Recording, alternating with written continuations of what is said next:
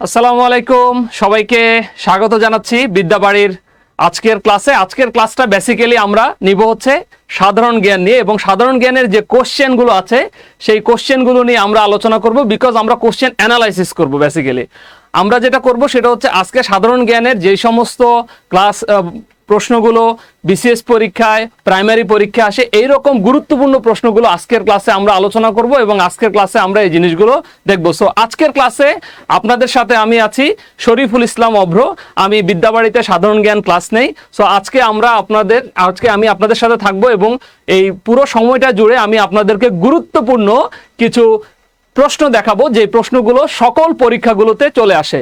এবং আমি ক্লাসের ফাঁকে ফাঁকে আলোচনা করব কিভাবে সাধারণ জ্ঞান প্রিপারেশন নিলে সাধারণ জ্ঞান ভালো হয়, সাধারণ জ্ঞান ভালো করা যায়, সাধারণ জ্ঞানে খুব ভালো মার্কস তোলা যায়, প্রিপারেশনটা কিভাবে নেওয়া যায়, সেই জিনিসগুলো আলোচনা করব। আমাদের আজকের বিদ্যাবাড়ির টার্গেট হচ্ছে কোশ্চেন অ্যানালাইসিস করার মধ্যে সেই কোশ্চেনগুলো অ্যানালাইসিস করব আমরা সাধারণ জ্ঞানের, যেই কোশ্চেনগুলো ফ্রিকুয়েন্টলি সকল পরীক্ষায় কি হতে থাকে, আসতে থাকে। এবং এই জিনিসগুলো নিয়ে যখন আমরা আলোচনা করব তখন এখানে আমাদের কয়েকটা বিষয় খুব ইমপ্রুভমেন্ট হবে।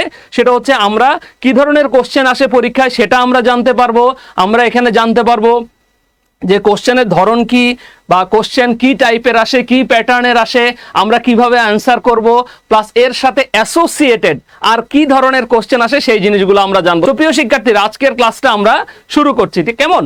সো আমরা আজকের ক্লাসে প্রথম যে প্রশ্নটা দেখব, যে প্রশ্নটা ফ্রিকুয়েন্টলি পরীক্ষা আসে, বিসিএস পরীক্ষা আসা প্রশ্ন, বাংলাদেশ জোট নিরপেক্ষ আন্দোলন সংস্থার সদস্য হয় কত সালে? বাংলাদেশ জোট নিরপেক্ষ আন্দোলন সংস্থার সদস্য হয় কত সালে? অপশানে আছে 1972 সাল, অপশানে আছে 1973 সাল, অপশানে 1974 সাল আছে, অপশানে আছে 1975 সাল। আমি রিকোয়েস্ট করব আপনাদেরকে অ্যান্সারটা দিয়ে দেওয়ার জন্য। আমি এরপর এটা নিয়ে আলোচনা করছি। সো তার আগে আমরা একটু অ্যান্সারটা দিয়ে নেই, কারণ আরেকটা বিষয় হলো আমরা সবাই অ্যান্সার করার চেষ্টা করব। যে যেখান থেকে থাকি না কেন, প্রশ্ন ভুল হইলেও উত্তর ভুল হইলেও কোনো সমস্যা নেই, আমি বলে দিব। সো আমরা সবাই মিলে অ্যান্সার দেওয়ার চেষ্টা করব। সবাই মিলে অ্যান্সার দিলে যেটা হবে, আপনার যদি কোনো ভুল থাকে, আপনি যদি এখন ভুল দেন, পরে এটা আপনার মাথায় থাকবে এবং এটা খুব দ্রুত আপনার কি হয়ে যাবে, সংশোধন হয়ে যাবে। সো সবার অ্যান্সারগুলো দেখি। ওকে, আমরা কোশ্চেনটা দেখি। কোশ্চেনটা কত হবে? কোশ্চেন হচ্ছে 1973। Very good. জোট নিরপেক্ষ আন্দোলন, যেটাকে আমরা বলি ন্যাম। ন্যামের পূর্ণরূপ কি? এটা পরীক্ষাতে আসে প্রিয় শিক্ষার্থীরা। ন্যামের পূর্ণরূপ হচ্ছে নন অ্যালাইন মুভমেন্ট। এই জিনিসটা কিন্তু আমরা সব সময় দেখবো যে ন্যামের পূর্ণরূপ কি, বিকজ এটা পরীক্ষায় আসে। ন্যামের পূর্ণরূপ হচ্ছে নন অ্যালাইন মুভমেন্ট। এটা গেল একটা বিষয়।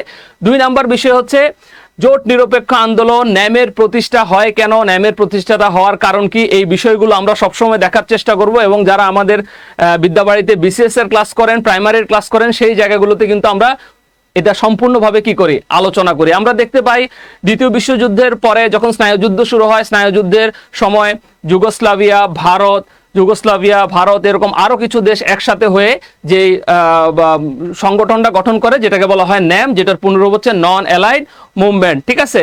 বেলগ্রেড সম্মেলনের মাধ্যমে বেসিক্যালি ন্যাম প্রতিষ্ঠিত হয়। সো এটা কিন্তু পরীক্ষা আসে, কোন সম্মেলনের মাধ্যমে ন্যাম প্রতিষ্ঠিত হয়। সো আমাদের উত্তরটা হচ্ছে কি 1973 সালে। Very good.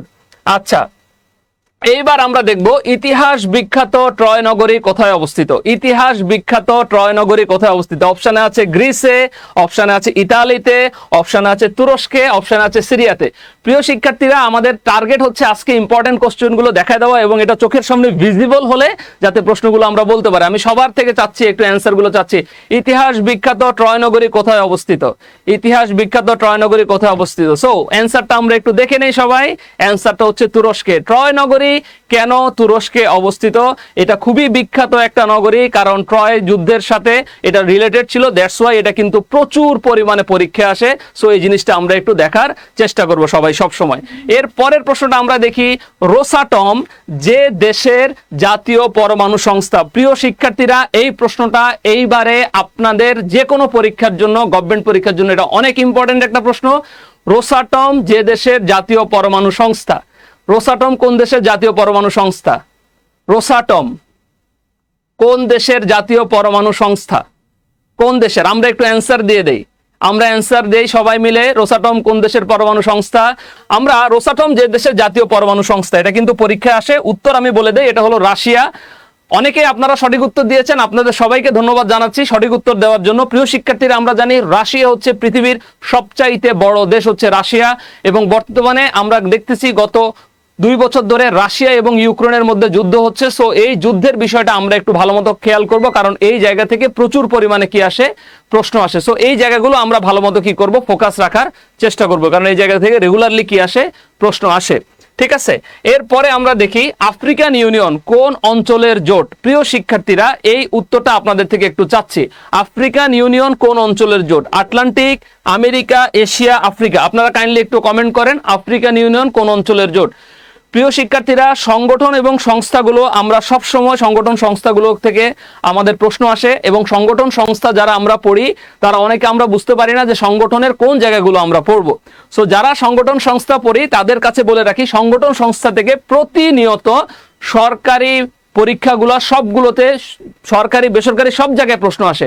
সংগঠন সংস্থার যে বিষয়গুলো আমরা খেয়াল করব, সবসময় বলে রাখি, একটা ছোট্ট মেসেজ এই জায়গাটায় দিয়ে রাখি, সেটা হলো সংগঠনের প্রতিষ্ঠাকাল আমরা দেখব, সংগঠনের সদস্য সংখ্যা আমরা দেখব, সংগঠনের মহাসচিব আমরা দেখব, সংগঠনের সদর দপ্তর আমরা দেখব। এই 4টা জিনিস সব সময় আমরা যে কোনো সংগঠন পড়ার সময় অবশ্যই কি করব, দেখে আসব। এর বাইরে আমরা যেটা চেষ্টা করব সব সময়, প্রিয় শিক্ষার্থীরা, যে সংগঠনটা কোনো পুরস্কার পেয়েছে কিনা, প্লাস সংগঠনটা কি ধরনের সংগঠন, এই দুটো জিনিস আমরা দেখার চেষ্টা করব। আমার প্রিয় শিক্ষার্থীরা, আজকের ক্লাসে আমি চেষ্টা করছি প্রত্যেকটা টপিক থেকে আরো যে কয়েকটা প্রশ্ন আসে প্রশ্ন থেকে সেগুলো একটু দেখানোর জন্য। আমি চেষ্টা করছি জিকে নিয়ে আপনাদের একটু হালকা ধারণা দেওয়ার জন্য যে কোশ্চেন কি ধরনের আসে। সো আফ্রিকান ইউনিয়ন কোন অঞ্চলের জোট? এটার উত্তর হচ্ছে কি, আফ্রিকা। এটার উত্তর হচ্ছে আফ্রিকা। অনেকেই সঠিক উত্তর দিয়েছেন, তাদের সবাইকে কি ধন্যবাদ জানাচ্ছি। এরপরে আমরা এরপরের প্রশ্নটা আমরা দেখি, হাউস অব লর্ডস এবং হাউস অব কমন্স কোন দেশের পার্লামেন্টের নাম? প্রিয় শিক্ষার্থীরা, হাউস অব লর্ডস এবং হাউস অব কমন্স কোন দেশের পার্লামেন্টের নাম, এইটা একটু কাইন্ডলি আমরা বলার চেষ্টা করি। তো উত্তরটা আমরা দেখে নেই, উত্তরটা হচ্ছে যুক্তরাজ্য। প্রিয় শিক্ষার্থীরা, একটা জিনিস বলে রাখি, অনেক দেশের পার্লামেন্ট দুইটা হয়। আমাদের দেশের পার্লামেন্ট হচ্ছে জাতীয় সংসদ এক কক্ষ বিশিষ্ট, বা যুক্তরাজ্যের পার্লামেন্ট হচ্ছে দ্বিকক্ষ বিশিষ্ট, ভারতের পার্লামেন্ট দ্বিকক্ষ বিশিষ্ট, রাশিয়ার পার্লামেন্ট দ্বিকক্ষ বিশিষ্ট। প্রিয় শিক্ষার্থীরা, কিছু কিছু দেশের পার্লামেন্ট, যে দেশগুলো আকারে বড় হয়, আয়তনে বড় হয়, প্রশাসনিকভাবে তাদের কাজ বেশি করতে হয়, অনেক ক্ষেত্রে বড় দেশ হওয়ার কারণে তাদের পার্লামেন্ট সংখ্যা দুটো হয়। সো ব্রিটেনের পার্লামেন্ট দুভাগে বিভক্ত, হাউস অব লর্ডস এবং হাউস অব কমন্স। প্রিয় শিক্ষার্থীরা, যারা আজকে আমাদের ক্লাস করছেন তাদেরকে বলে রাখি, এই কোশ্চেনগুলো কিন্তু বিভিন্ন পরীক্ষায় আসা প্রশ্ন, এবং এগুলো ফ্রিকোয়েন্টলি কি হয়, আপনার হচ্ছে চেঞ্জ হয়। প্রিয় শিক্ষার্থীরা, এইবার আমরা যে প্রশ্নটা দেখবো সেটা হচ্ছে রুশ বিপ্লবের সময় জার কে ছিলেন? রুশ বিপ্লবের সময় জার কে ছিলেন, এটার উত্তরটা আমরা দিব। প্রিয় শিক্ষার্থীরা, রাশিয়ার যে বিখ্যাত রুশ বিপ্লব হয়, এই বিপ্লবের অপর নাম হচ্ছে অক্টোবর বিপ্লব। এই বিপ্লবের অপর নাম কি, অক্টোবর বিপ্লব। এবং রুশ বিপ্লব হয় হচ্ছে জার শাসনের অবসান ঘটানোর জন্য। আপনারা বলতে পারেন যে স্যার, রুশ বিপ্লব কত সালে হয়? রুশ বিপ্লব 1917 সালে হয়। এবং সারা জাগানো রুশ বিপ্লবের স্থায়িত্বকাল কয়দিন? 10 দিন। রুশ বিপ্লবের নেতৃত্ব কে দেন? লেনিন। প্রিয় শিক্ষার্থীরা, এই যে কয়টা প্রশ্ন আমি আপনাদেরকে বলেছি, এই প্রশ্নগুলো কিন্তু রাশিয়া রুশ বিপ্লবের থেকে, বা সোভিয়েত ইউনিয়নের সময় যখন রুশ বিপ্লব হয়, সেই রুশ বিপ্লবের সময় এই জিনিসগুলো কিন্তু হয়ে থাকে। এবং আরেকটা বিষয় বলে থাকি, রুশ বিপ্লবের অপর নাম হলো বলশেভিক বিপ্লব। সো উত্তরটা আমরা দেখি, উত্তরটা কি হতে পারে? উত্তরটা হবে দ্বিতীয় নিকোলাস। Very good. এরপরে আমরা দেখি কোন সালে হিটলার জার্মানির চ্যান্সেলর হন? কোন সালে হিটলার জার্মানির চ্যান্সেলর হন? প্রিয় শিক্ষার্থীরা, হিটলারকে নিয়ে কয়েকটা প্রশ্ন পরীক্ষায় চলে আসে। দ্বিতীয় বিশ্বযুদ্ধের মহানায়কের একজন হলো হিটলার, এবং এই হিটলার তিনি জন্মগ্রহণ করে কোথায়, এটা কিন্তু পরীক্ষায় আসে। হিটলার জন্মগ্রহণ করে অস্ট্রিয়াতে। হিটলারের রাজনৈতিক দলের নাম নাৎসি, এবং একটা গোপন পুলিশ বাহিনী ছিল যেটা হলো গেস্টাপো। হিটলারের একটা কোটেশন আমার খুব ভালো লাগে, যেই কোটেশনটা আমার খুবই ফেভারিট একটা কোটেশন, সেটা হলো, if you want to take a decision, think 1000 time, after taking a decision never turn back, even if you get 1000 difficulties. অর্থাৎ হিটলার বলে, যদি তুমি জীবনে কোনো সিদ্ধান্ত নাও হাজারবার চিন্তা করে তুমি এই সিদ্ধান্তটা নাও, তারপর তুমি সামনের দিকে এগিয়ে যাও। এর আগে কখনোই তুমি পেছাবা না। অর্থাৎ যাই জীবনে সিদ্ধান্ত নাও কেন, ডিসিশন নাও কেন, তোমাকে যে কোনোই ভাবে হোক সামনে আগাতে হবে। প্রিয় শিক্ষার্থীরা, আপনারা যারা চাকরির প্রস্তুতি নিচ্ছেন, চেষ্টা করছেন, ভালো কিছু করার চেষ্টা করছেন, আপনাদের কাছে রিকোয়েস্ট থাকবে চেষ্টা করেন। যে চেষ্টা করে তাকে আল্লাহ সহযোগিতা করে। এবং আপনাদের চেষ্টার পাশে থাকার জন্য আমরা যারা শিক্ষক মন্ডলীরা আছি, আমরা সবাই বিদ্যাবাড়ি টিম আপনাদের সাথে আছি এবং আমরা চেষ্টা করব আপনারা যদি ভালোভাবে পড়াশোনা করেন, আপনার ক্যারিয়ারটা যদি ভালো হয়, আপনার দ্বারা আপনার ফ্যামিলি ভালো থাকবে, আপনার জাতি ভালো থাকবে, আপনার দেশ ভালো থাকবে, সবাই ভালো থাকবে। সো আপনি আপনার ক্যারিয়ারটা ভালো করার চেষ্টা করেন। সো এজন্য আমরা বললাম হিটলার নিয়ে যে প্রশ্নগুলো আসবে সেই জিনিসগুলো অলরেডি আমরা বলে দিয়েছি এবং আমরা উত্তরটা দেখে নিই। উত্তরটা হচ্ছে 1933 সালে। অনেকে 34 বলেছি, আমরা এটা হলো 1933 সালে। এরপরে আমরা দেখি মিনস্কো নিচের কোন দেশের রাজধানী। তাহলে আমরা দেখতে পাই যে রাজধানী মুদ্রা থেকেও কিন্তু প্রশ্ন আসে, রাজধানী মুদ্রা থেকে প্রশ্ন আসে। সো প্রিয় শিক্ষার্থীরা, আমরা রাজধানী মুদ্রাগুলো জানার চেষ্টা করব। অনেকে নিজেও আমাদেরকে প্রশ্ন করছে, স্যার আপনারা এত কিছু মনে রাখেন কিভাবে? আমরা চর্চা করি। আসলে সাধারণ জ্ঞান পুরোটা একটা চর্চার জিনিস। আজকে আরেকটু ক্লাস পরে গেলে আমি বলবো কিভাবে সাধারণ জ্ঞানটা আপনি প্রস্তুতি শুরু করবেন, প্রিপারেশন নেবেন, কিভাবে চেষ্টা করবেন, হ্যাঁ, বিগিনিং থেকে কিভাবে শুরু করা যায়, সেই বিষয়গুলো নিয়ে আমরা আজকে আলোচনা করব। সো তার আগে আমরা একটু বলে নিই নিচের কোনটি কোন দেশের, মিনস্কো নিচের কোন দেশের রাজধানী? Tajikistan, Azerbaijan, Portugal, Belarus. এটা একটু দেখে নেই কোনটা হতে পারে। উত্তরটা আমরা দেখে নেই কোনটা হতে পারে। সো উত্তরটা আমরা দেখে নেই। উত্তরটা হচ্ছে বেলারুশ। অসংখ্য লোক বেলারুশ সঠিক উত্তর দিয়েছে, তাদেরকে থ্যাংক ইউ। সাইমা খাতুনও সঠিক উত্তর দিয়েছে, ভেরি গুড। এরপরে আমরা দেখি সিরডাপের সদর দপ্তর কোথায়? প্রিয় শিক্ষার্থীরা, সিরডাপের পূর্ণরূপ পরীক্ষা আসে সেন্টার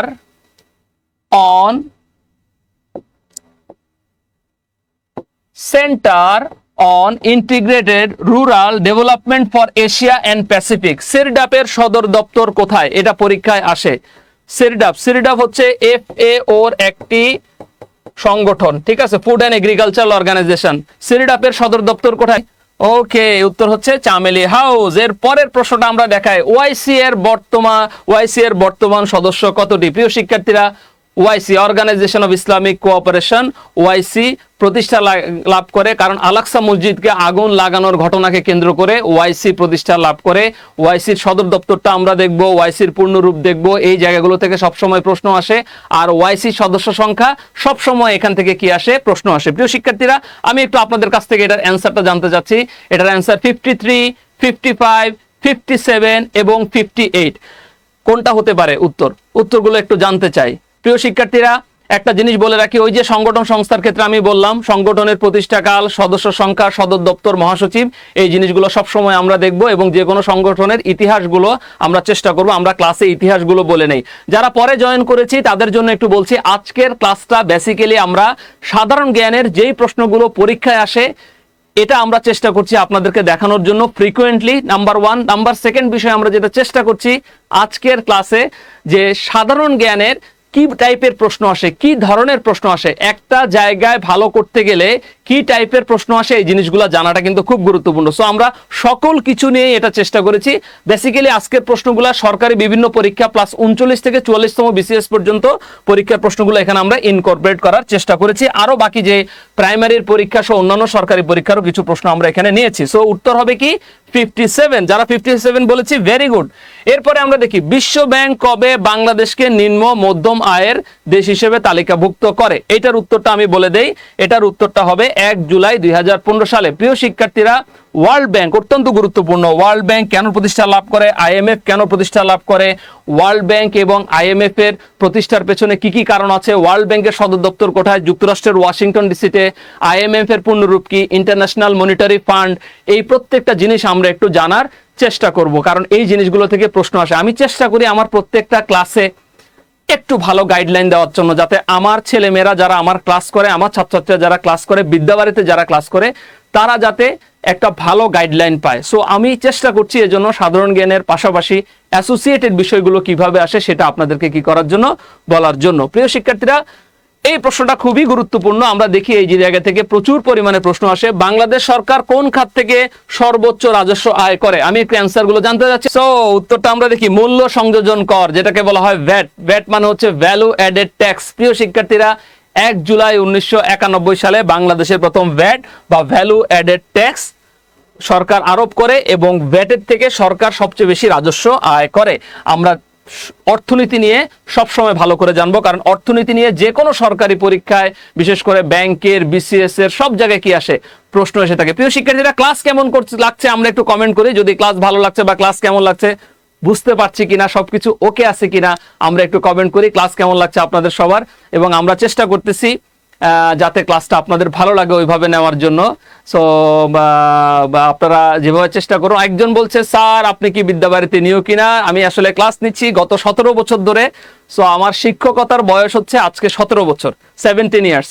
সো আমি শিক্ষক হিসেবে নতুন নই, শিক্ষক হিসেবে আমি অনেক পুরাতন। সো ক্লাসটা কেমন লাগছে একটু সবাই বলি। বাংলাদেশের কোনটি ব্যাংক নোট নয়? 2 টাকা, 10 টাকা, 50 টাকা, 100 টাকা। সাধারণত 2 ধরনের নোট হয়, একটা হচ্ছে সরকারি নোট, একটা হচ্ছে ব্যাংক নোট। তাহলে সরকারি নোট কোনটা?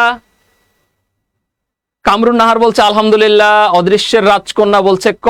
সো উত্তরটা আমরা দেখে নেই, উত্তরটা হচ্ছে 2 টাকা। প্রিয় শিক্ষার্থীরা, একটা বিষয় আপনাদেরকে জানা রাখি, সেটা হলো 2 টাকা, 1 টাকা, 2 টাকা, 5 টাকা এগুলো হচ্ছে সরকারি নোট, আর বাকি যেগুলো আছে সেগুলো হচ্ছে ব্যাংক নোট। অনেকেই সঠিক উত্তর দিয়েছি, তাদের সবাইকে থ্যাংক ইউ জানাচ্ছি। যারা সঠিক উত্তর দিয়েছেন তাদের সবাইকে থ্যাংক ইউ জানাচ্ছি। আব্দুর রাজ্জাক বলছে অনেক ভালো, থ্যাংক ইউ আব্দুর রাজ্জাক। ওকে, এরপরে আমরা দেখি নিপোর্ট কি ধরনের গবেষণা প্রতিষ্ঠান? নিপোর্ট কি ধরনের গবেষণা প্রতিষ্ঠান? নিপোর্ট কি ধরনের গবেষণা প্রতিষ্ঠান? একটু আমরা চেষ্টা করি নিপোর্ট কি ধরনের গবেষণা প্রতিষ্ঠান এটা দেওয়ার জন্য। একটু সবাই চেষ্টা করি নিপোর্ট কি ধরনের গবেষণা প্রতিষ্ঠান এটা দেওয়ার জন্য। এটার উত্তরটা একটু জানতে চাই। তার আগে বলে দেই, নিপোর্টটা 1977 সালে প্রতিষ্ঠা লাভ করেছে। নিপোর্ট 1977 সালে প্রতিষ্ঠা লাভ করেছে। নিপোর্টের পূর্ণরূপ হচ্ছে national institute of population research and training. National institute of population research and training, ঠিক আছে? অনেকে সঠিক উত্তর দিয়ে দিচ্ছে, ভেরি গুড। জনসংখ্যা গবেষণা, জনসংখ্যা গবেষণা। ওকে, সেকেন্ডারি মার্কেট কোন বিষয়ের সাথে সংশ্লিষ্ট? প্রিয় শিক্ষার্থীরা, এটা একটু আমি পড়ে দেই। Secondary market stock market. Secondary market হচ্ছে স্টক মার্কেট, এই জিনিসটা আমরা একটু মাথায় রাখবো। এবং আরেকটা বিষয় আমি এখানে বলে দেই, বাংলাদেশের স্টক এক্সচেঞ্জ আছে হচ্ছে দুটো, একটা হলো ঢাকা স্টক এক্সচেঞ্জ, একটা হচ্ছে চট্টগ্রাম স্টক এক্সচেঞ্জ, ঠিক আছে? ঢাকা এবং চট্টগ্রাম দুটো স্টক এক্সচেঞ্জ আছে। স্টক এক্সচেঞ্জের কাজ কি? স্টক এক্সচেঞ্জ শেয়ার বাজার নিয়ে কাজ করে, ঠিক আছে? এরপরে আমরা দেখি বলাকা কোন ফসলের একটি প্রকার? কে বলতে পারবো বলাকা কোন ফসলের একটি প্রকার? প্রিয় শিক্ষার্থীরা, আমরা দেখতে পাচ্ছি বিভিন্ন ফসল নিয়েও কিন্তু পরীক্ষায় কি আসে, প্রশ্ন আসে, ঠিক আছে? আজকের ক্লাসটার বেসিক উদ্দেশ্য হচ্ছে অ্যানালাইসিস করা যে কি ধরনের কোশ্চেন আসে। আপনি যদি কোনো পরীক্ষার প্রিপারেশন নিতে চান, সবার আগে আপনাকে জানতে হবে আসলে কোশ্চেন কি ধরনের আসে, কোশ্চেন কি টাইপের আসে, কোশ্চেনের প্যাটার্ন কি, কিভাবে পড়লে প্রশ্ন আসবে, এগুলো জানা খুব গুরুত্বপূর্ণ। তাহলে আপনার পরীক্ষার প্রিপারেশনটা কি হবে, ভালো হবে। সো উত্তরটা আমরা দেখে নেই, উত্তরটা হচ্ছে কি গম। ভেরি গুড, অনেকে সঠিক উত্তর দিয়েছে, ভেরি গুড। এরপরে আমরা দেখি বাংলাদেশের সংবিধান হাতে লেখার দায়িত্ব কার উপর ন্যস্ত ছিল? অপশনে আছে Hashem Khan, A K M Abdur Rauf, Abdul Barak Alvi, Samarjit Roy Chowdhury. So উত্তর কোনটা হবে একটু আমরা চেষ্টা করি। আমরা অপশনটা দিয়ে দেই। অলরেডি অনেক কমেন্ট পড়া শুরু হয়ে গেছে, ভেরি গুড, অনেক কমেন্ট পড়া শুরু হয়ে গেছে। প্রিয় শিক্ষার্থীরা, সংবিধান একটা দেশের কেন হয় এটা আমাদেরকে জানতে হবে। সংবিধান বাংলাদেশের কয়বার সংশোধন হয়? 17 বার সংশোধন হয়। সংবিধান কেন, কে হাতে লেখে? সংবিধান বাংলাদেশের কয়টা ভাষায় রচিত? 2টা ভাষায় রচিত, বাংলা এবং ইংরেজি। সংবিধানের রিলেটেড প্রশ্নগুলো আমাদেরকে জানতে হবে। সংবিধান দিবস কবে? সংবিধান দিবস হচ্ছে 4 নভেম্বর। সো সংবিধান রিলেটেড প্রশ্নগুলো আমাদেরকে জানতে হবে এবং এটা পরীক্ষায় আসে। অনেকে সঠিক উত্তর দিয়েছে, ভেরি গুড। বাংলাদেশের প্রধান আইন কর্মকর্তা কে? আইনমন্ত্রী, আইন সচিব, অ্যাটর্নি জেনারেল, প্রধান বিচারপতি। বাংলাদেশের প্রধান আইন কর্মকর্তা কে? প্রিয় শিক্ষার্থীরা, বাংলাদেশের প্রধান আইন কর্মকর্তা যেটা, সেটা একটা সাংবিধানিক পদ। আমরা জানি আমাদের সাংবিধানিক পদ আছে হচ্ছে 9টা। সো যেমন রাষ্ট্রপতি আছে, প্রধানমন্ত্রী আছে, স্পিকার, ডেপুটি স্পিকার, সংসদ সদস্য, প্রধান বিচারপতি, নির্বাচন কমিশনার, তারপরে হচ্ছে বাকি 3টে একটু পরে বলছি, আগে উত্তরটা দিয়ে নাও, তারপরে উত্তরটা বলছি, বাকি 3টা। ওকে, অলরেডি সঠিক উত্তর দিয়ে দিচ্ছে। Very good performance. Attorney general, সরকারের প্রধান আইনজীবীকে অ্যাটর্নি জেনারেল বলে। তার মানে অ্যাটর্নি জেনারেল হচ্ছে আমাদের একটা সাংবিধানিক পদ। এছাড়া আছে সরকারি কর্ম কমিশনের চেয়ারম্যান এবং মহাহিসাব রক্ষক ও নিরীক্ষক, ওনারা হচ্ছে সাংবিধানিক পদ। একনেকের প্রধান কে? প্রিয় শিক্ষার্থীরা, এই প্রশ্নটা সবসময় পরীক্ষায় আসে, একনেকের প্রধান কে? সো আমরা একটু অ্যান্সার করার চেষ্টা করি। একনেকের প্রধান কে? প্রধানমন্ত্রী, অর্থমন্ত্রী, বাণিজ্য মন্ত্রী, পরিকল্পনা মন্ত্রী, কোনটা? একনেকের প্রধান কে? একনেকের প্রধান কে?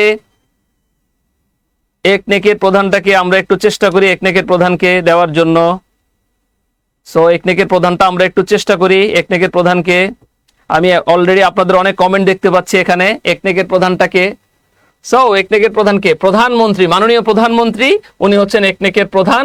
ঠিক আছে, উনি না থাকলে অর্থমন্ত্রীর দায়িত্ব পালন করেন। কোনটি সাংবিধানিক পদ নয়? একটু আগে সাংবিধানিক পদ নিয়ে বলেছি, কোনটি সাংবিধানিক পদ নয় বলতে পারবা? কোনটি সাংবিধানিক পদ নয়? আমরা একটু চেষ্টা করি, অপশনটা বলে দেই।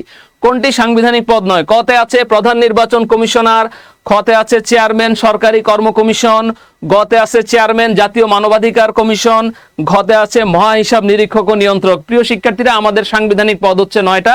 সো এখান থেকে কোনটা সাংবিধানিক পদ নয় কিছুক্ষণ আগে আমরা আলোচনা করেছি। ও, অনেকে সঠিক উত্তর দেওয়া শুরু করেছে, ভেরি গুড। দেখি তো আরেকটু অ্যান্সারটা আমরা কি হতে পারে, কি হতে পারে অ্যান্সারটা আমরা একটু দেখি। অ্যান্সারটা আমরা একটু দেখি। অ্যান্সারটা হচ্ছে চেয়ারম্যান জাতীয় মানবাধিকার কমিশন। এরপরে কিছু প্রশ্ন আমরা দেখি, যেমন বাংলাদেশের জিডিপিতে কোন খাতের অবদান সবচেয়ে বেশি? প্রিয় শিক্ষার্থীরা, বাংলাদেশের জিডিপিতে কোন খাতের অবদান বেশি? জিডিপি মানে হচ্ছে gross domestic product. Gross domestic product, GDP, কোনটি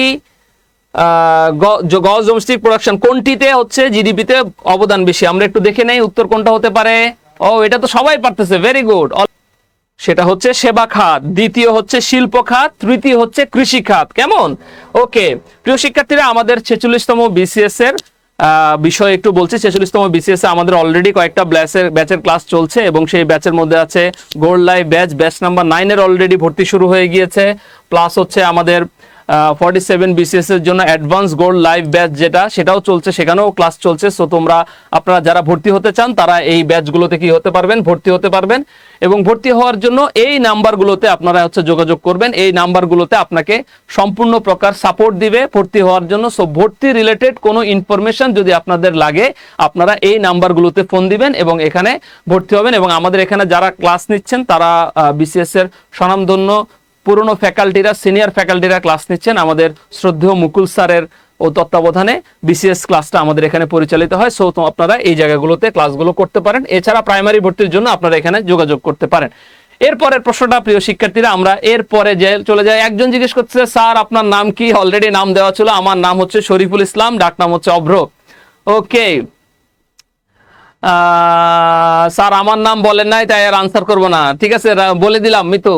ওকে, এরপরে আমরা দেখি বাঙালি জাতির মুক্তি সনদ 6 দফা কোন তারিখে আনুষ্ঠানিকভাবে ঘোষণা করা হয়? এটা হচ্ছে 23শে মার্চ 1966 সালে। প্রিয় শিক্ষার্থীরা, 6 দফাকে বলা হয় বাঙালি জাতির মুক্তির সনদ বা ম্যাগনা কার্টা। সো 6 দফা রিলেটেড প্রশ্ন, 1954 যুক্তফ্রন্ট নির্বাচন, 1969 গণ অভ্যুত্থান, সর্বোপরি মুক্তিযুদ্ধ রিলেটেড প্রশ্ন আমাদের ফ্রিকুয়েন্টলি সবগুলো পরীক্ষায় কি আসে। সো এই জায়গাগুলো আমরা দেখবো। যারা বলে স্যার আমি সাধারণ জ্ঞান কোন জায়গা থেকে শুরু করব, আমি তাদেরকে বলি আগে আমাদের দেশের ইতিহাস, আমাদের দেশের মুক্তিযুদ্ধ, আমাদের 52 ভাষা আন্দোলন, 54 যুক্তফ্রন্ট নির্বাচন, 66 6 দফা এবং 69 গণ অভ্যুত্থান, এই জায়গাগুলো নিয়ে আপনারা একটু চেষ্টা করুন, এই জায়গাগুলো নিয়ে পড়ার চেষ্টা করুন। বাংলাদেশের কোথায় জুম চাষ হয়? আমি একটু অপশনে জানতে যাচ্ছি। বান্দরবান, ময়মনসিংহ, রাজশাহী, দিনাজপুর। একটু ফার্স্ট কমেন্ট চাচ্ছি সবার, যে বাংলাদেশের কোথায় জুম চাষ হয়? বাংলাদেশের কোথায় জুম চাষ? ভেরি গুড, অলরেডি অ্যান্সার শুরু হচ্ছে। অলরেডি পাপি অ্যান্সার দিয়ে দিয়েছে, আশিক অ্যান্সার দিয়েছে, তানিম দিয়েছে, আকাশ অ্যান্সার দিয়েছে। ভেরি গুড, এক্সিলেন্ট, ম্যাক্স সবাই সঠিক উত্তর দিয়েছে। উত্তর হলো কি? বান্দরবন। এরপরে আমরা দেখি বাংলাদেশের কোন জেলায় সবচেয়ে বেশি চা বাগান রয়েছে? বাংলাদেশের, আমি বলে দেই, বাংলাদেশের সবচেয়ে বেশি চা বাগান রয়েছে আমার খুবই প্রিয় জেলা, সেটা হলো মৌলভীবাজার জেলা। প্রাকৃতিকভাবে দেখতে খুবই সুন্দর মৌলভীবাজার জেলায় বাংলাদেশের সবচেয়ে বেশি চা বাগান রয়েছে। প্রিয় শিক্ষার্থীরা, চা, পাট, ধান, এই জায়গাগুলো নিয়ে আমরা রেগুলারলি পড়বো, কারণ এই জায়গাগুলো থেকে ফ্রিকুয়েন্টলি কি আসে? প্রশ্ন আসে। বাংলাদেশের প্রথম আদমশুমারি কবে অনুষ্ঠিত হয়, এইটার উত্তরটাও আমি বলে দিচ্ছি। বাংলাদেশের প্রথম আদমশুমারি হয় 1974 সালে। বাংলাদেশের প্রথম আদমশুমারি হয় কত? 1974 সালে। সর্বশেষ আদমশুমারি হয়েছে 2022 সালে। এরপরে দেখি বাংলাদেশের প্রথম সামুদ্রিক গ্যাস ক্ষেত্র কোনটি? বাংলাদেশের প্রথম সামুদ্রিক গ্যাস ক্ষেত্র কোনটি? প্রিয় শিক্ষার্থীরা, আমাদের দেশে বর্তমানে 29টা গ্যাস ক্ষেত্র রয়েছে। সর্বশেষ ভোলার ইলিশা গ্যাস ক্ষেত্রটি, এবং আমাদের সামুদ্রিক গ্যাস ক্ষেত্র হচ্ছে দুটো, একটা হচ্ছে সাঙ্গু, একটা হচ্ছে কি কুতুবদিয়া। একটা সাঙ্গু আর একটা কি কুতুবদিয়া। তার মানে গ্যাস ক্ষেত্র নিয়ে আমাদের জানতে হবে। দেশের প্রথম গ্যাস হরিপুরে 1955 সালে পাওয়া যায় এবং 1957 সালে গ্যাসের উত্তোলন করা সেখান থেকে শুরু হয়। গ্যাসের প্রধান উপাদান কি?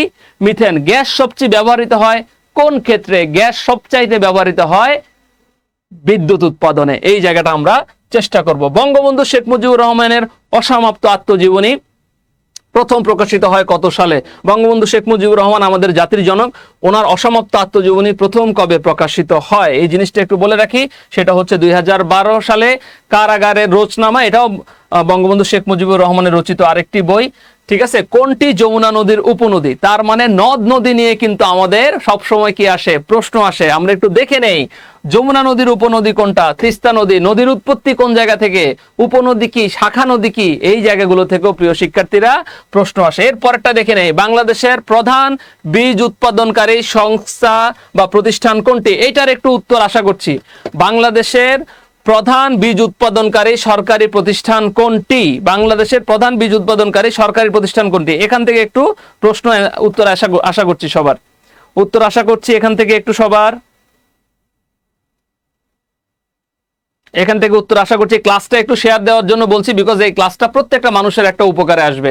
কারণ যারা সাধারণ জ্ঞান নিয়ে কঠিন লাগে, যারা সাধারণ জ্ঞান বোঝে না, যাদের সাধারণ জ্ঞান মনে হয় পারবে না, তারা যাতে ইজিভাবে সাধারণ জ্ঞান পড়তে পারে, বুঝতে পারে কোন কোন জায়গাগুলো থেকে প্রশ্ন আসে, সেই জিনিসগুলো বেসিক্যালি জানতে হয়। একটা পরীক্ষায় ভালো করার জন্য কোশ্চেন অ্যানালাইসিস খুবই গুরুত্বপূর্ণ। আপনি যদি জানেন যে কোন কোন জায়গা থেকে প্রশ্ন আসে, আপনি খুব দ্রুত সেই জিনিসগুলো কি করতে পারবেন? অ্যান্সার করতে পারবেন। সো প্রিয় শিক্ষার্থীরা, উত্তর হচ্ছে BADC। ঠিক আছে, বাংলাদেশ এগ্রিকালচারাল ডেভেলপমেন্ট কর্পোরেশন। ঠিক আছে, Bangladesh agricultural rice research institute আছে, বাংলাদেশ এগ্রিকালচারাল রাইস ইনস্টিটিউট আছে। এই জিনিসগুলো আমরা দেখবো। রাষ্ট্রভাষা আন্দোলনে কোন সংস্থা গুরুত্বপূর্ণ ভূমিকা পালন করেন? তমুদ্দুন মজলিস, ভাষা পরিষদ, মাতৃভাষা পরিষদ, আমরা বাঙালি। প্রিয় শিক্ষার্থীরা, এখানে কোনটা হতে পারে? রাষ্ট্রভাষা আন্দোলন কোন সংস্থা গুরুত্বপূর্ণ ভূমিকা পালন করে? কোন সংস্থা গুরুত্বপূর্ণ ভূমিকা পালন করে? তমুদ্দিন মজলিস, ভাষা পরিষদ, মাতৃভাষা পরিষদ, আমরা বাঙালি। আমি সবার কাছ থেকে অ্যান্সার আশা করছি, সবার কাছ থেকে অ্যান্সার আশা করছি, সবার কাছ থেকে অ্যান্সার আশা করছি, সবার কাছ থেকে আমি অ্যান্সার আশা করছি।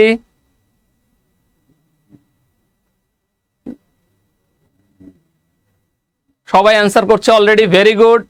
সবাই অ্যান্সার করছে। ফাতিমা অ্যান্সার করছে, ফাতিমা বলছে তমুদ্দিন মজলিস, কামরুজ্জামান বলছে এ, অনিরুদ্ধ উৎপল বলছে এ, ভেরি গুড। তমুদ্দিন মজলিস আমাদের অধ্যাপক, ঢাকা বিশ্ববিদ্যালয়ের শিক্ষক অধ্যাপক আবুল কাশেম স্যার, উনি হচ্ছেন তমুদ্দিন মজলিস প্রতিষ্ঠা করেন, যেটি ভাষা আন্দোলনের সংগ্রামের সাথে জড়িত। বঙ্গভঙ্গের ফলে কোন নতুন প্রদেশ সৃষ্টি হয়েছিল? এটা আমি বলে দেই, বঙ্গভঙ্গের পরে হচ্ছে পূর্ববঙ্গ, আসাম প্রদেশ সৃষ্টি হয়েছিল। বঙ্গভঙ্গ হয় 1905 সালে এবং বঙ্গভঙ্গ রদ ঘোষণা করা হয় কবে সালে? সেটা 1911 সালে। September on Jessore road is written by, কে লিখেছেন September on Jessore road? Allen Ginsberg. এটার উত্তরটাও আমি বলে দিলাম, Allen Ginsberg. September on Jessore road কবিতাটি ওনার লেখা। গণপ্রজাতন্ত্রী বাংলাদেশের সংবিধানের খসড়া সর্বপ্রথম গণপরিষদে 1972 সালের কত তারিখে উত্থাপিত হয়? কত তারিখে উত্থাপিত হয়? এটার উত্তরটা আশা করছি 11 October, 11 November, 12 October, 16 December, 3 March. কোনটা হতে পারে? কোনটা হবে উত্তর? কোনটা হবে উত্তর? কোনটা হবে উত্তর? উত্তর কোনটা হবে? দেখি একটু উত্তরগুলো দেখি। কামরুন নাহার বলছে 12 অক্টোবর, ফাতিমা বলছে সংবিধান নিয়ে আমরা খুব ভালো করে জানবো। আজকের ক্লাসে আমি আগেই সংবিধান নিয়ে বলেছি যে সংবিধানের কোন জায়গাগুলো আমরা দেখবো। সো আব্দুল ওয়াহাব, তোমার নাম বলে দিয়েছি, এখন আব্দুল ওয়াহাব খুশি, ওকে। দিশাহীন যাত্রী বলছে ভারত, একটা ভেরি গুড। আমার খুব ভালো লাগছে যে আপনাদের পারফরমেন্স মাশাআল্লাহ অনেক ভালো, আপনারা অনেক ভালো করতে পারতেছেন, ভেরি গুড। 12 October, excellent. প্রিয় শিক্ষার্থীরা, আমার ভাইয়ের রক্তে রাঙানো 21শে ফেব্রুয়ারি আমি কি ভুলিতে পারি গানটি কে রচনা করেন? মুনির চৌধুরী, জহির রায়হান, আব্দুল গাফফার চৌধুরী, কাজী নজরুল ইসলাম। এই জায়গাটা আমরা দেখার চেষ্টা করব সবাই, এই জায়গাটা আমরা দেখার চেষ্টা করব, এই জায়গাটা আমরা দেখার চেষ্টা করব এটার উত্তর কি হতে পারে। উত্তরগুলো একটু আশা করি দেখি উত্তরগুলো কি হতে পারে। প্রিয় শিক্ষার্থীরা, আপনারা সঠিক উত্তর দিতে থাকুন। তার আগে আমি কিছু বিষয় আপনাদেরকে বলি। সেটা হচ্ছে, আপনারা যারা সাধারণ জ্ঞানের প্রস্তুতি নেবেন, সাধারণ জ্ঞান ভালো করতে চান, তাদেরকে একটা বিষয় বলি, আজকে যেটা সাম্প্রতিক সেটা আগামী দিন সাম্প্রতিক হবে না। সো আপনাকে প্রতিদিনের গুরুত্বপূর্ণ ঘটনাগুলো জানতে হবে। আমরা যেটা চেষ্টা করি, সাধারণ জ্ঞানগুলো আমরা মুখস্থ করার চেষ্টা করি। প্রিয় শিক্ষার্থীরা, সাধারণ জ্ঞান আপনি যত শুনবেন তত আপনার সাধারণ জ্ঞান মনে থাকবে। এবং বর্তমানে বাংলাদেশের ম্যাক্সিমাম প্রতিযোগিতামূলক পরীক্ষাগুলোতে সাধারণ জ্ঞান থেকে কি আসে?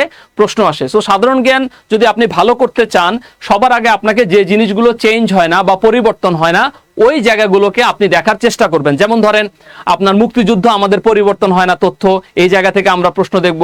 আমরা সংবিধান থেকে আমরা দেখব, আমরা আমাদের বিভাগ পরিচিতিগুলো আমরা দেখতে পারি। দেশগুলোর মধ্যে রাশিয়া, ইউক্রেন, তারপরে হচ্ছে ভারত, পাকিস্তান, নেপাল, এই দেশগুলো থেকে আমাদের প্রচুর পরিমাণে কি আসে? প্রশ্ন আসে। যুক্তরাজ্য থেকে প্রশ্ন আসে, চীন থেকে প্রশ্ন আসে। এই দেশগুলো নিয়ে আমরা একটু জানার চেষ্টা করব। সর্বোপরি আমরা সবসময় কোশ্চেন অ্যানালাইসিস করার চেষ্টা করব। আমরা দেখব কোন কোন জায়গাগুলো থেকে আমাদের প্রশ্ন আসে। সো যেই জায়গাগুলো থেকে আমাদের প্রশ্ন আসে সেই জায়গাগুলো আমরা খুব ভালোভাবে দেখার চেষ্টা করব। তাহলে যেটা হবে, আমাদের পরীক্ষায় ভালো করার সম্ভাবনা বাড়বে। নাম্বার ওয়ান হচ্ছে, আপনি ভালো একটা জায়গায় আপনি হচ্ছে বই কিনবেন, যে বইটাতে আপনি দেখতে পারবেন যে কোন কোন কোশ্চেনগুলো আসে, সেগুলো দেখবেন, কোশ্চেন অ্যানালাইসিস দেখবেন।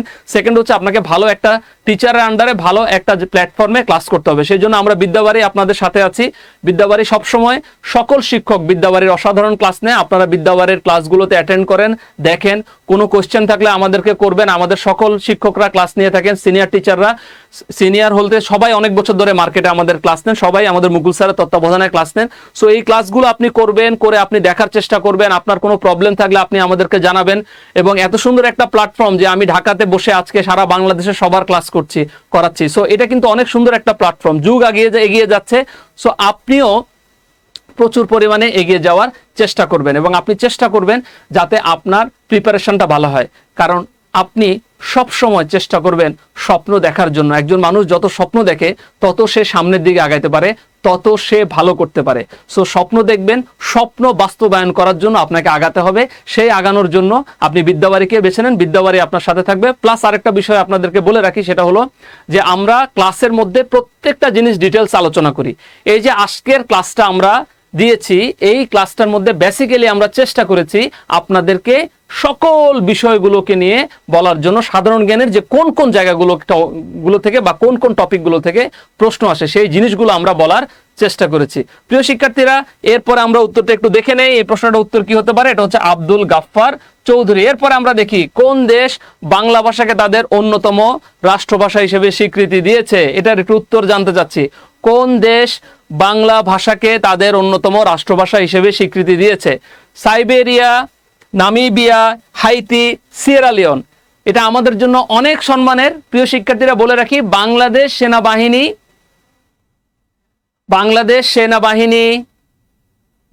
সেনাবাহিনী অনেক ভালো কাজ করে, সেই জন্য ওই দেশটা বাংলাকে দ্বিতীয় মাতৃভাষা হিসেবে স্বীকৃতি দিয়েছে। আমাদের সেনাবাহিনী আমাদের গর্ব। সো এই উত্তরটা অনেকেই দিয়ে দিচ্ছে। এখানে আমরা দেখছি অমিত শাহ উত্তর দিয়েছে, মনীষা উত্তর দিয়েছে, ত্রিনা উত্তর দিয়েছে। সো উত্তর দেওয়া হয়েছে। সো আমরা উত্তরটা দেখি, এটা হলো সিয়েরা লিওন। প্রিয় শিক্ষার্থীরা, আমরা আজকের ক্লাসে আমি 34টা প্রশ্ন আপনাদের আলোচনা করেছি। এই 34টা প্রশ্নে, এই প্রশ্নগুলা বিভিন্ন পরীক্ষায় আসা প্রশ্ন। একটু বেশি প্রশ্ন আমি আলোচনা করেছি, একটু ফাস্ট যাওয়ার চেষ্টা করেছি, যাতে আপনারা অন্তত রেকর্ডটা দেখে বা আপনারা যাতে বুঝতে পারেন কোন কোন জায়গাগুলো থেকে প্রশ্ন আসে। একটা ছেলে বা মেয়ে যখন বুঝতে পারে কোন কোন জায়গা থেকে প্রশ্ন আসে, তখন তার পরীক্ষায় ভালো করার সম্ভাবনাগুলো বাড়ে। দ্যাটস ওয়াই আমরা এই জায়গাগুলোকে আপনাদেরকে দেখিয়েছি। ক্লাস কেমন লাগলো একটু কমেন্টে জানিয়ে দিন। বুঝতে পেরেছেন কিনা, ভালো লেগেছে কিনা আপনাদের যদি ভালো লাগে, এটাই আমাদের শিক্ষকদের জন্য অনেক সার্থকতা এবং অনেক বড় মোটিভেশন হিসেবে কাজ করে। সো ক্লাস কেমন লাগছে একটু জানিয়ে দিন সবাই কমেন্ট করে কাইন্ডলি। একই সঙ্গে বলি, আমাদের এখানের প্রাইমারি কোর্স চলছে, তারপরে হচ্ছে বিসিএস এর ক্লাস চলছে, গভর্নমেন্ট জব, ব্যাংক জব, জবের ক্লাসগুলো চলছে। এই ক্লাসগুলো আপনি হচ্ছে আমাদের এখানে ভর্তি হয়ে ক্লাসগুলো করতে পারবেন। এখানে প্রত্যেকটা জায়গার নাম্বার দিয়ে দেওয়া আছে, সেই জিনিসগুলো দেখতে পারবেন। রুমা বলছে খুব ভালো, উম্মে সুমন বলছে স্যার আজকের ক্লাস খুব অসাধারণ, থ্যাংক ইউ। খুশি বলছে ভালো, ভেরি গুড। মেহেদি হাসান বলছে খুব ভালো। দিশাহীন যাত্রী বলছে আলহামদুলিল্লাহ, very good for all of your comment and for all of your inspiration. আপনাদের সবাইকে থ্যাংক ইউ জানাচ্ছি। সাদিয়া বলছে স্যার অনেক ভালো লেগেছে। তামান্না রিয়া বলছে খুব ভালো লেগেছে স্যার, খুবই আনন্দিত আপনার ক্লাস করে, থ্যাংক ইউ। তারপরে সাইলেন্ট চন্দ্র দাস বলছে ভেরি গুড, খুব ভালো, থ্যাংক ইউ। সো আপনাদের অনুপ্রেরণায় আমাদের এগিয়ে যাওয়ার পথেও। সো এই যে নাম্বারগুলো আছে এই নাম্বারগুলোতে আপনারা হচ্ছে ফোন দিবেন, ফোন দিয়ে আপনাদের যদি কোনো কোয়ারিজ থাকে, সো এই কোয়ারিজগুলো আপনারা দেখবেন। এইখানে আপনারা কল করবেন, কল করে আপনাদের যে কোনো কোয়ারিজ থাকলে সেগুলো আপনারা চেষ্টা করবেন বলার জন্য। প্রিয় শিক্ষার্থীরা, ভালো থাকুন, সবসময় ভালো থাকুন, চেষ্টা করুন ভালো কিছু করার। সর্বশেষ শেষ করব জুলিয়াস নায়ারের একটা উক্তি দিয়ে। জুলিয়াস নায়ার তানজানিয়ার একজন বিখ্যাত নেতা ছিলেন। উনি বলেন, লক্ষ্য থাকে দেখো অনেক দূরে, লক্ষ্যের পথে হাঁটতে থাকো, হাঁটতে হাঁটতে একটা সময় দেখবা লক্ষ্যে তুমি পৌঁছে গেছো। এইবার তুমি পিছন ফিরে দেখো কত পথ তুমি অতিক্রম করেছো, কত কষ্ট তুমি করেছো। প্রিয় শিক্ষার্থীরা, যেদিন একটা ভালো জব পাবেন, ভালো জায়গায় যাবেন, সেদিন আপনি আপনার কষ্টের কথাগুলো চিন্তা করবেন। তার আগ পর্যন্ত আপনি আপনার 100% ট্রাইটা করে যান। ইনশাআল্লাহ সৃষ্টিকর্তা আপনাকে ভালো কিছু দিবে এবং আপনার সাথে আমরা ভালো কিছুর সঙ্গী হতে চাই। সবাই ভালো থাকবেন, থ্যাংক ইউ, আল্লাহ হাফেজ, আসসালামু আলাইকুম।